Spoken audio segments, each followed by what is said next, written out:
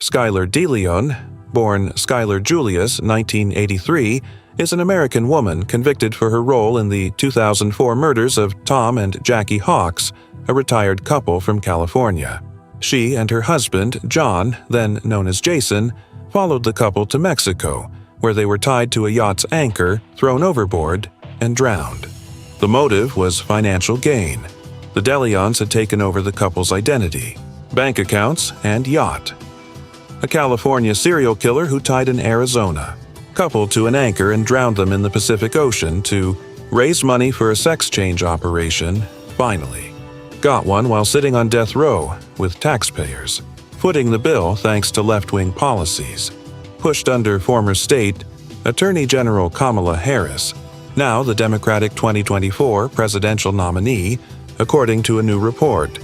Skylar DeLeon, 45, is a former child actor, born John Jacobson Jr. in 1979.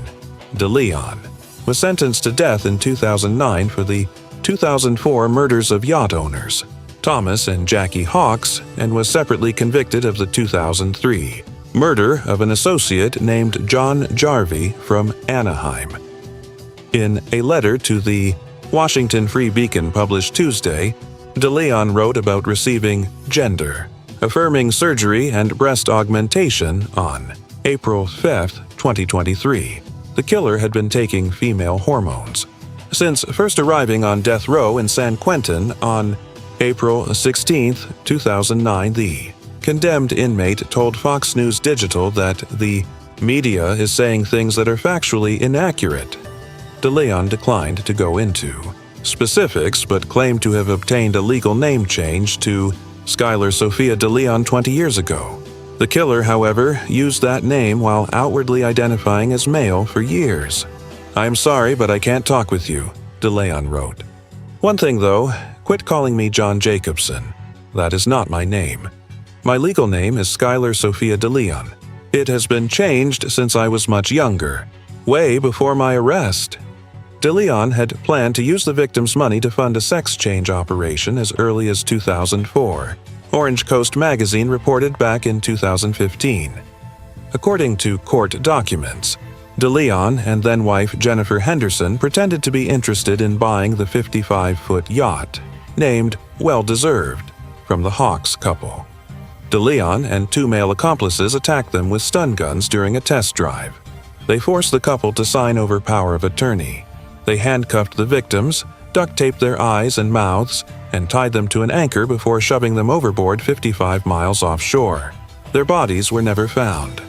Harris initially opposed taxpayer-funded transition surgery while representing the state as attorney general in court in a battle with a trans inmate who was seeking a sex change. State and federal courts would later establish precedents requiring procedures in other cases, and California corrections officials later set their own guidelines for prisoners in the Golden State. In an interview with Fox News' Brett Baier on Special Report Wednesday, the vice president was asked if she still supported spending taxpayer money on prisoners and detained illegal immigrants seeking trans treatments. "I will follow the law," she said, and it's a law that Donald Trump actually followed. However, during her failed 2020 campaign, she took credit for securing access to sex change drugs and operations for California inmates in an interview with the National Center for Transgender Equality. "When I was Attorney General, I learned that the California Department of Corrections, which was a client of mine, I didn't get to choose my clients. They were standing in the way of surgery for prisoners," she told the organization in a 2019 interview. And there was a specific case. When I learned about the case, I worked behind the scenes to not only make sure that that transgender woman got the services she was deserving. It was not only about that case. I made sure that they changed the policy in the state of California so that every transgender inmate in the prison system would have access to the medical care that they desire and need. The Golden State's lenient treatment of trans inmates has prompted an uproar more than once. One inmate who claimed to be a trans female, Tremaine Dion Carroll, was transferred out of a women's prison after being indicted on 2 rape charges.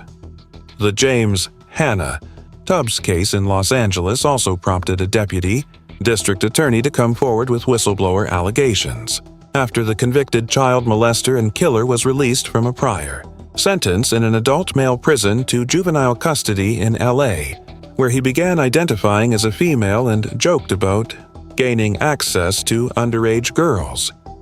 He is currently being held in a men's prison after pleading guilty to a manslaughter charge for beating his friend to death with a rock over $100. Amy Ichikawa, the executive director and a founding member of Woman to Woman, a Christian rehabilitation group for women re-entering society after prison, told Fox News Digital that she had feared for DeLeon's ex-wife back in 2021 when trans inmate transfers to female prisons picked up. She was among the women who I feared for the most, the ones with ex-husbands who decided to transition, she said, arguing that women's facilities are inherently less secure.